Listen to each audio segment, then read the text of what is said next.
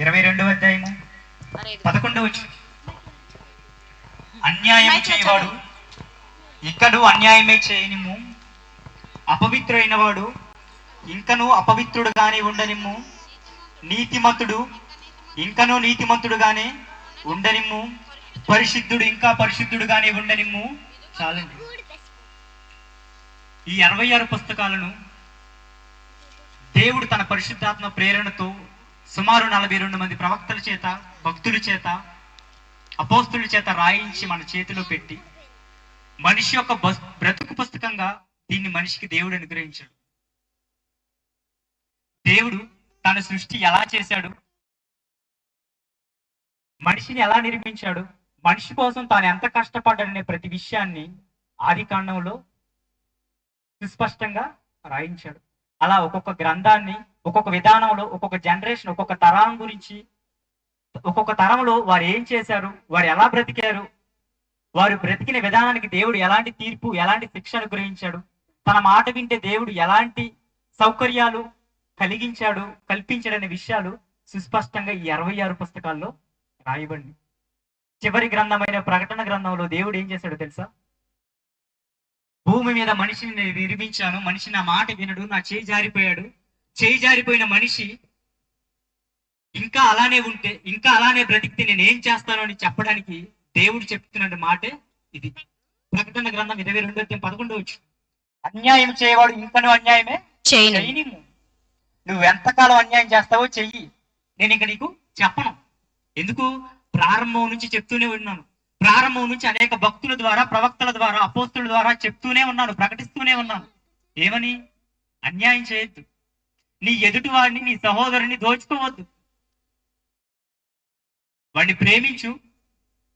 నిన్నెలా అయితే నువ్వు ప్రేమించుకుంటావో, నీ శరీరాన్ని, నీ కుటుంబాన్ని నువ్వు ఎలా అయితే ప్రేమిస్తావో, నీ తోటి సహోదరుని కూడా అలానే ప్రేమించు. అన్యాయం చేయొద్దు.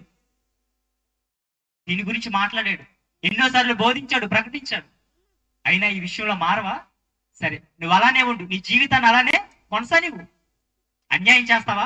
ఎన్నిసార్లు చెప్పినా, ఎన్నిసార్లు ప్రకటించినా మారవా? సరే, అన్యాయమే చెయ్యు. ఇంకేంటి? అపవిత్రుడుగా ఉంటావా? అపవిత్రుడుగానే ఉండు. పరిశుద్ధతలోనికి రా, పరిశుద్ధతలోనికి మారు. ఎంతో మంది పరిశుద్ధులు దేవుడు భూమి మీదకి పంపించాడు. వారి యొక్క పరిశుద్ధమైన జీవితాన్ని చూసి నువ్వన్నా పరిశుద్ధుడిగా మారాలని. అయినా కానీ బ్రతుకులో మార్పు రాలేదు, మారాలనే ఆలోచన కూడా రాలేదు. కాబట్టి ఏం చేస్తావు? అపవిత్రుడుగానే ఉండు. నేను ఇంక నీకు ప్రకటించను, నీకు ఇంక బుజ్జగించను, చెప్పను. ఇంకా అన్యాయం చేస్తావా? చెయ్యి. అపవిత్రుడిగా ఉంటావా? ఉండు. అలానే నీతిమంతుడు, భూమి మీద నీతిమంతుడు ఎందరో ఉన్నారు. నోవా గారు, ఒక అబ్రహాం గారు, వీళ్ళంతా ఎవరు? నీతిమంతులు, దేవుని కొరకు, నీతి కొరకు నిలబడిన వారు. వీరికి ఇంక వాక్యం ప్రకటించాల్సిన అవసరం లేదు. నీతిమంతులుగా ఉండనివ్వు. పరిశుద్ధుడై బ్రతుకుతున్నాడా భూమి మీద, వాడిని పరిశుద్ధుడుగానే బ్రతకనివ్వు. వీరందరికీ ఒక గడియ వస్తుంది, ఒక దినం వస్తుంది, ఆ రోజు నేను మాట్లాడతాను. ఎందుకు చెప్పాలి చెప్పండి? దేవుడు ఎన్నిసార్లు చెప్పాడు చెప్పండి? ప్రారంభం నుంచి దేవుడు ప్రవక్తలతో మాట్లాడిస్తూనే ఉన్నాడు. ప్రవక్తల ద్వారా ఎన్నో వాగ్దానాలు, ఎన్నో ప్రవచనాలు చెప్పించాడు. భవిష్యత్తు ముందుగానే తెలియజేశాడు. మారన్నాడా? మారితే బ్రతుకు ఎలా ఉంటది, మారితే జీవితం ఎలా ఉంటది, మారకపోతే జీవితం ఎలా ఉంటదని ఎన్నోసార్లు చెప్పాడు. అంతే కదండి. సమాజంలో ఏదైనా తప్పు జరుగుతున్నప్పుడు ఏం చెప్తారు? అలా చెయ్యకు, అలా చెయ్యకు, అలా చేస్తే నీకు ఇలాంటి శిక్ష పడుతుంది, అలా చేస్తే నీకు ఇలాంటి అవమానం కలుగుతుంది. ఎన్నోసార్లు, ఎన్నో విధాలుగా ఎందరో హెచ్చరిస్తారు, సర్ది చెప్తారు, బొజ్జగిస్తారు. అయినా వినకపోతే ఏం చేస్తారు? నీ చావు నువ్వు చావు. అలానే ఉంటావా? మారవా? ఇంక అలానే ఉండు. నీ కాలం వస్తుంది, నీ పాపం పండిద్దంట. చూసావా? ఆ టైం వచ్చిందాక నువ్వు ఎదురు చూడు. నీకు ఎవ్వరు చెప్పరు. ఎందుకు? చెప్పి అలసిపోయారు. ఎన్నిసార్లు చెప్పాలి? ఎంతమంది అని చెప్పాలి? దేవుడు కూడా నీకు అలాంటి నిర్ణయానికి వచ్చేసాడు, అలాంటి తీర్పు ఇవ్వడానికి వచ్చేసాడు. భూమి మీద అన్యాయం జరిగొద్దురా, అన్యాయం జరిగించొద్దురా. నేను సృష్టించిన ఈ సృష్టి మొత్తాన్ని అన్యాయంతో నింపేసి నా యొక్క కళలన్నింటినీ నిర్వీర్యం చేస్తున్నారు. కాబట్టి మీరు అన్యాయం జరిగించొద్దు అని ఎన్నిసార్లు చెప్పాడండి దేవుడు. ప్రవక్తలను పంపించాడు, ప్రవక్తల మాట వినలేదని న్యాయాధిపతులను పంపించాడు, న్యాయాధిపతుల మాట వినలేదని రాజుని దింపాడు. రాజుల మాట విన్నారా? వినలేదు. రాజులు అయిపోయారు, తరాలు మారిపోతున్నాయి. యేసుక్రీస్తు వారు వచ్చారు. యేసుక్రీస్తు వారు స్వయంగా సమస్తాన్ని, తండ్రిని బయలుపరిచి సమస్తాన్ని చెప్పినా వినలేదు.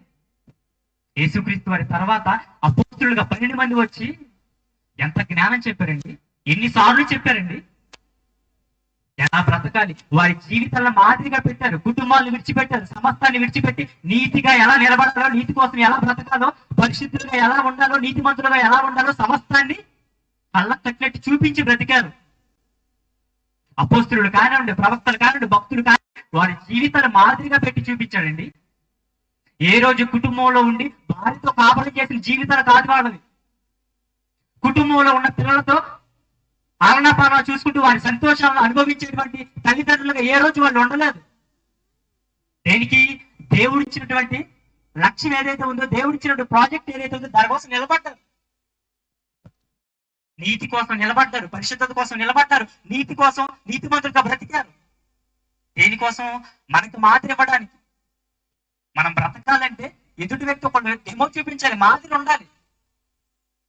ఎంతమంది వారి జీవితాన్ని దేవుని కోసం పణంగా పెట్టారండి. సమస్తాన్ని పెంటగా ఎంచి బ్రతికారు దేవుని కోసం. నీకు ఎన్నిసార్లు చెప్తున్నానే, ఎన్నిసార్లు ప్రకటిస్తున్నానే, మార్పు రావడం లేదు. అందుకే చెప్తున్నాను, నువ్వు నీతిని జరిగిస్తావా, నీతిని జరిగించు. అన్యాయాన్ని జరిగిస్తావా, జరిగించు. మానవా, వదిలేసే. నేను చెప్పలేక నీకు ఎన్నిసార్లు చెప్పాలి? నీకు పరిశుద్ధుడిగా ఉండు, పరిశుద్ధతలో నీకు రా. ఇక నాకు చెప్పే ఓపిక లేదు. మొదటి ఆదాము దగ్గర నుంచి మొదలుకొని నేటి వరకు ఎన్నో తరాలు దాటుకుంటూ ఎన్నో తరాలన్నిటికీ బోధిస్తూ చెప్తూ వచ్చినా మారడం లేదు. అందుకే బ్రతుకు పుస్తకమైనటువంటి ఈ 66 పుస్తకాల్లో, బైబిల్ కలిగినటువంటి 66 పుస్తకాల్లో చివరి పుస్తకమైన ప్రకటన గ్రంథంలో చివరి మాటలుగా, ముగింపు మాటలుగా చెప్తున్నటువంటి మాటలు ఇవి. పరిశుద్ధతను కలిగి జీవిస్తే జీవించు, లేదా అలానే ఉండి. నేను చెప్పను ఇంకా. నీతిని కలిగి జీవిస్తావా, నీతిమంతుడుగా ఉంటావా, నీతిని కలిగించి జరిగించు. అలా బ్రతుకు. బ్రతకవా, ఇక నీ ఇష్టం. అంతే కదండి. ఎన్నిసార్లు సభలు పెట్టి, ఎన్నిసార్లు కూటలు జరిగించి ప్రత్యేక ప్రార్థనలు జరిగిస్తారు కదా. దేనికోసం? మార్పు రావడం కోసం, మార్పు తేవాలని. అలాంటి మార్పు మనిషిలో రాకపోతే ఏం చేయాలి? వదిలేసేయాలి. వదిలేసేయండి. మీ జీవితం మీరు ఎలా అయితే బ్రతకాలనుకున్నారో, మీరు ఎలా అయితే జరిగించాలనుకో జరిగించు. కానీ ఒక రోజు వస్తుంది, చూడండి 12వ వచనం. ఇదిగో త్వరగా వచ్చుచున్నాను, వాని వాని క్రియల చొప్పున ప్రతి వానికి ఇచ్చుటకు నేను జీతపరిచిన జీతము నా యొద్ద ఉన్నది. సాక్షాత్ యేసుక్రీస్తు వారు పలుకుచున్న మాటలు ఇవి. ఏం చేస్తాడంట? వాని వాని క్రియల చొప్పున జీతం సిద్ధపరిచేట. మంత్లీ శాలరీ ఉంటది కదా, 30 రోజులు కష్టపడితే చిరకి 1వ తారీఖు ఏమొస్తుంది? శాలరీ వస్తుంది. ఎంత సంతోషపడిపోతామండి. 30 రోజులు కష్టపడి మొదటి రోజు జీతం పడగానే ఎంతో సంతోషపడతాం. కానీ ఈ జీతం అలాంటిది కాదు. నీకు ఇచ్చాడు దేవుడు 60-70 సంవత్సరాలు. నీకు ఇచ్చాడు, చూసావా? సమస్తాన్ని నీ పాదాల యొద్దకు పెట్టి, సమస్తాన్ని నీ చేతుల యొద్దకు నడిపించి, నీకు ఏ రోజు ఏ కష్టం ఏ నష్టం కలగకుండా చూసుకున్నాడు, చూసావా? ఈ 60-70 సంవత్సరాలు ఇచ్చి, ఈ 60-70 సంవత్సరాలు దేవుడి కోసం నువ్వు ఒక్కరోజు బ్రతకపోయినా, దేవుడు అనుకున్న విధంగా నీ జీవితంలో జరిగించకపోయినా ఏం చేస్తాడట?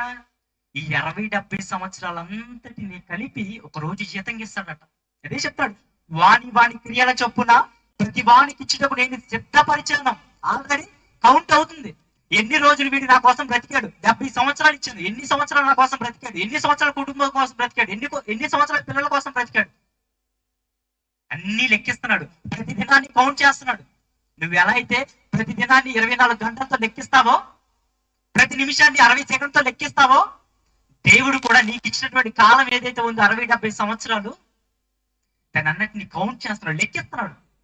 భూమి మీద నేను పలానా వ్యక్తికి, పలానా ఆమెకి ఇంత సమయాన్ని ఇచ్చాను, ఎంత గడువు ఇచ్చాను, నా కోసం ఎంతకాలం ఎదురు చూసింది, నా కోసం ఎంతకాలం ఆలోచించింది, నేను బ్రతికించాలనుకున్న విధంగా, నేను బ్రతకాలనుకున్న విధంగా ఎంతకాలం బ్రతకడానికి ప్రయత్నించింది అన్న విషయాలన్నిటిని దేవుడు ఏం చేస్తాడు? లెక్కిస్తాడు. లెక్కించి వాని వాని క్రియల చొప్పున ప్రతిఫలం ఇచ్చుటకు జీతాన్ని సిద్ధపరిచాడట. ఏ జీతం? మరణం. 2వ మరణం. భూమి మీద మనిషిగా ఈ శరీరాన్ని ధరించుకున్న మరణం మొదటి మరణం. కానీ ఆత్మగా ఉండేది 2వ మరణం, అదే పాతాళం. ఆ మరణం ఎంత భయంకరంగా ఉంటదంటే ఊహించడానికి, ఆలోచించడానికి కూడా మనుషులుగా మనం సరిపోం. ఏం ఆలోచించగలమండి? కనిపించే ఈ ఆకాశ మండలాన్ని చూసి ఏం చెప్పగలం మనం? కనిపించే విశ్వాన్ని చూసి ఏం మాట్లాడగలం మనం? మనిషి జ్ఞానంగా, మనుషులుగా మనం దీని గురించి ఏం మాట్లాడగలం? మనకేం తెలుసు చెప్పండి? మట్టి, నింగి, నేల, నీళ్లు, నిప్పు తప్ప ఈ అనంత విశ్వం ఎలా ప్రయాణిస్తుంది, దీని వెనక ఉన్న శక్తి ఎవరు, దీన్ని ఎవరు నడిపిస్తున్నారు, ప్రతి ఉదయం సూర్యుడు ఎలా వస్తున్నాడు, ప్రతి సాయంత్రం సూర్యుడు ఎలా అస్తమిస్తున్నాడు, చంద్రుడు ఎలా వస్తున్నాడు, నక్షత్రాలు ఎలా వస్తున్నాయి, ఈ ఋతువులు ఎలా మారుతుంది, ఈ మొక్క ఎలా మొలుస్తుంది, వీటన్నిటికీ కారణం ఎవరన్న విషయాలు ఏ రోజున ఆలోచించామా? ఇంత మహా విశ్వాన్ని నడిపిస్తున్న దేవుడు ఈ విశ్వాన్ని గురించి ఆలోచించడానికే మనకి ఆలోచనకి అందటం లేదు. కనిపించే లోకం, ఉన్నటువంటి లోకం గురించి ఆలోచించడానికి మనకు ఆలోచన రావడం లేదు, మన స్థాయి సరిపోవడం లేదు. మరణించిన తరువాత ఆ పాతాళ లోకం ఎలా ఉంటుందో ఆలోచించడానికి మనకి ఊహ ఎలా సరిపోతుంది చెప్పండి? మన ఆలోచన సరిపోతుందా? సరిపోదు. అందుకే చెప్తున్నాడు, వాని క్రియల చొప్పున జీతాన్ని సిద్ధపరిచాను, నువ్వు సిద్ధంగా ఉండు. చెప్పాను ఎన్నోసార్లు, నీతిమంతులుగా ఉండని చెప్పాను, పరిశుద్ధులుగా ఉండని చెప్పాను, పవిత్రులుగా ఉండని చెప్పాను. నువ్వు ఏ రోజు ఉండడానికి కనీసం ప్రయత్నించలేదు. ఇలాంటి నీకు ఎలాంటి శిక్ష వస్తుందో నీ ఊహకు వదిలేస్తున్నాడు. ఆలోచించు. నీ జీతం సిద్ధమైంది, నీకు ఇవ్వాలనుకున్న జీతం ఏదైతే ఉందో సిద్ధమైంది. కానీ ఆ జీతం ఎలా ఉంటుందో ఎప్పుడు ఇస్తానని చెప్పను నేను. మత్తయి వార్త 24వ అధ్యాయం 41వ వచనం. మత్తయి వార్త 24వ అధ్యాయము 41వ వచనం. మత్తయి వార్త 24వ అధ్యాయము ఇద్దరు స్త్రీలు తిరగలు విసురుచుందురు. ఇద్దరు స్త్రీలు తిరగలు విసురుచుందురు. ఒకటి తీసుకొని పోబడును, ఒకటి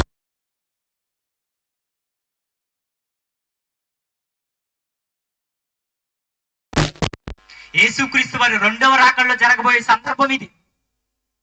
యేసుక్రీస్తు వారు మేఘారుడే రెండవ రాకడలో వస్తున్నప్పుడు జరిగేటువంటి సందర్భం ఇది. జీతం ఇస్తా అన్నాడు కదా, జీతం సిద్ధపరిచి అన్నాడు కదా, ఆ జీతాన్ని తన చేతిలో పట్టుకుని వస్తాడు చూసావా, రెండవ రాకడ. ఆ సందర్భం ఇది. అప్పుడు ఎలా ఉంటది తెలుసా? మనం ఎలానే వెచ్చలవిడిగా మన పనులు చేసుకుంటా ఉంటాం. నేను మాట్లాడుకున్నాం కదా, చెడుతనం పండిపోయింది, చెడుతనం స్థాయికి వెళ్ళిపోయింది కదా, అది జరిగిస్తూనే ఉంటాం, అది జరుగుతూనే ఉంటది. వంట ఉండే వాళ్ళు వంట చేస్తూ ఉంటారు, పెళ్లి చేసిన వాళ్ళు పెళ్లి చేసుకుంటూ ఉంటారు, ఉద్యోగం చేసుకుంటూ ఉద్యోగం చేసుకుంటూ ఉంటారు. మనిషి తన హృదయంలో ఏదైతే క్రియ జరిగించాలనుకున్నాడో జరిపిస్తున్నాడో ఆ క్రియను జరిగిస్తున్నటువంటి సందర్భంలో హఠాత్తుగా వస్తాడు. రెండవ రాకడ చెప్పి వచ్చేది కాదండి ఇది. అందుకే చెప్తున్నాడు, చదవండి. ఇద్దరు స్త్రీలు తిరుగలి విసురుచుందురు, ఒకటి తీసుకొని పోబడును. వెళ్ళిపోతే దేవుడు వచ్చి అనౌన్స్మెంట్ ఇవ్వడు. ఇంకా అమ్మ రెండో రాకడగా నేను వస్తున్నాను, సిద్ధపడండి.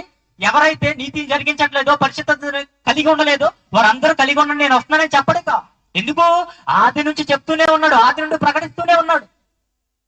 ఇక నేను చెప్పను రా మీకు, ఎందుకు వదిలేశాను. నీతిని జరిగిస్తే నీతిని జరిగించు, నీతిమంతుడిగా ఉంటే నీతిమంతుడిగా ఉండు, పరిశుద్ధుడిగా ఉంటే పరిశుద్ధుడిగా ఉండు. లేదు నేను నా ఇష్టానుసారంగా బ్రతుకుతాను అంటావా, అది కూడా నీ ఇష్టం, నీ చాయిస్. వదిలేశాను. కానీ జీతం పట్టుకుని వస్తాను, కానీ జీతం పట్టుకుని వచ్చేటప్పుడు చెప్పను, నేను ప్రకటించలేదు, అనౌన్స్మెంట్ అనేది ఇవ్వలేక. హఠాత్తుగా వస్తాను, ఎవడు పని చేసుకుంటూ ఉంటాడు, పరిశుద్ధుడిగా వాడు ఎత్తబడతాడు, పరిశుద్ధత లేనివాడు, నీతిని కలిగించిన వాడు భూమి మీద విడిచిపెడతాడు. ఎందుకు? రెండవ రాకడలో ఈ లోకం ఏదైతే ఉందో, ఈ మహావిశ్వం ఏదైతే ఉందో మొత్తం అగ్నితో మండిపోతుంది, పేలిపోతుంది, వినాశనం అయిపోతుంది. ఆ రాకడ ఊహించుకుంటేనే మన వల్ల అవ్వదు. అంత దారుణంగా ఈ విశ్వాన్ని దేవుడు ఏం చేస్తున్నాడు? అగ్నితో బూడిద చేయబోతున్నాడు, అగ్నితో బూడిద చేయబోతున్నాడు. సిద్ధపడాలి. ఏ క్షణం వస్తాడు, ఎప్పుడు వస్తాడో తెలియదు. అందుకే చెప్తున్నాడు, పరిశుద్ధతను కలిగి ఉండండి రా, నేను ఎప్పుడు వస్తానో తెలియదు.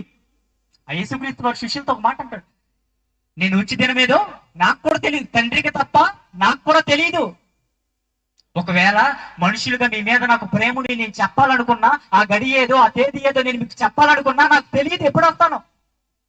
హఠాత్తుగా వస్తాను, హఠాత్తుగా తీసుకెళ్ళిపోతాను. పరిశుద్ధులు ఎవరైతే ఉన్నారో వాళ్ళందరినీ. నీతిని జరిగించండి, నీతిగా బ్రతకండి భూమి మీద. ఆ విధంగా బ్రతకలేదా మన జీవితాలు ఎలా అయిపోతాయో మీ ఊహకు వదిలేస్తున్నాను. గత రాత్రి నేర్చుకున్నాం కదా, దేవుడు ఏదైతే అనుకున్నాడో, దేవుడు ఏదైతే ప్రణాళిక సిద్ధపరిచాడో భూమి మీద మనిషిగా మనం జరిగించాలని, ఆ విధానాన్ని కానీ కొనసాగించకపోతే, ఆ విధానాన్ని కానీ జరిగించకపోతే, ఇక పదే పదే చెప్పను, పదే పదే మీకు ప్రకటించడం. ఈ సువార్త సభలుండవు, కోటాలుండవు, ఆరాధనలుండవు, సంఘాలుండవు, ఏమీ ఉండవు. ఇక ఎందుకు?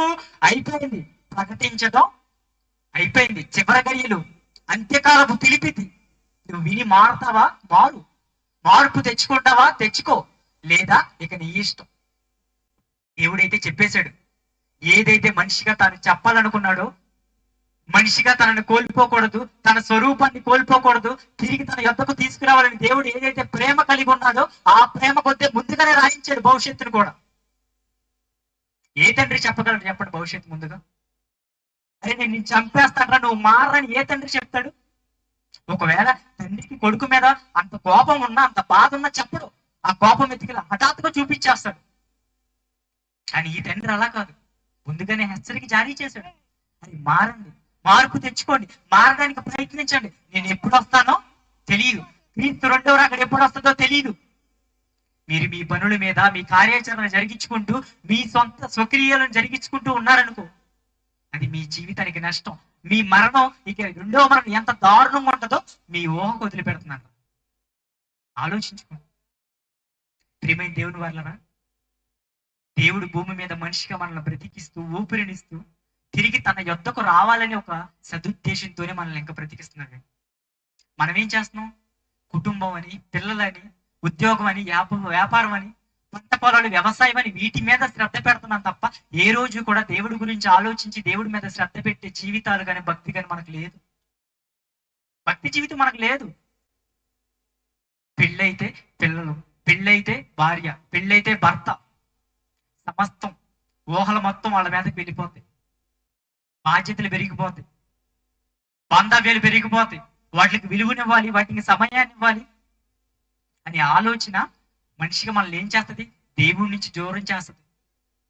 అందుకే దేవుడు చెప్తాడు, యేసుక్రీస్తు వాడు, భూమి మీద నన్ను ప్రేమించాలి, దేవుణ్ణి ప్రేమించాలి అనుకునేవాడు భార్య ఉన్నవాడు ఉన్నట్టు లేనట్టుగా ఉండాలి, అన్నదమ్ములు రక్త సంబంధులు ఉన్నా లేనట్టుగా బ్రతకాలి.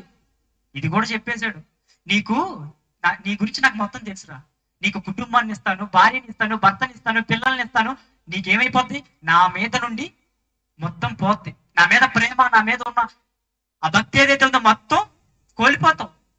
అలా నువ్వు ఉండకూడదు. అందుకే నేను ముందుగానే ప్రకటిస్తున్నాను, ముందుగానే చెప్తున్నాను. నీకు భర్త ఉన్నాడా? భర్త లేనట్టుగా ఉండు. భార్య ఉందా? భార్య లేనట్టుగా ఉండు. దేవుణ్ణి తప్ప నువ్వు ఎవరిని తొలిగా ప్రేమించినా, ఎవరికి ఎక్కువ ప్రాధాన్యత ఇచ్చినా ఏమైపోద్ది? విగ్రహారాధన అయిపోద్ది. దేవుడికి నచ్చనిదే విగ్రహారాధన. విగ్రహారాధన వ్యభిచారంతో సమానం. అందుకే చెప్తున్నాడు, మీరు నీతిని జరిగిస్తారా? జరిగించండి. పరిశుద్ధతను కలిగి ఉంటారా? కలిగి ఉండండి. నేను ఇక పదే పదే చెప్పను. క్రీస్తు రెండో రాకడ వస్తుంది. ఎవరైతే పరిశుద్ధులుగా నీతిమంతులుగా ఉంటారో తీసుకుని పోతాను. మిగిలిన వారు ఉంటారు చూసావా, వారి జీవితాన్ని ఎలా ఉంటుందో వారికి వదిలేస్తున్నాను. మీరే ఆలోచించుకోండి. దేవుడు చెప్పేశాడు, మారితే మారండి, లేకపోతే లేదు. కళ్ళు మూసుకొని ప్రార్థన చేసుకో.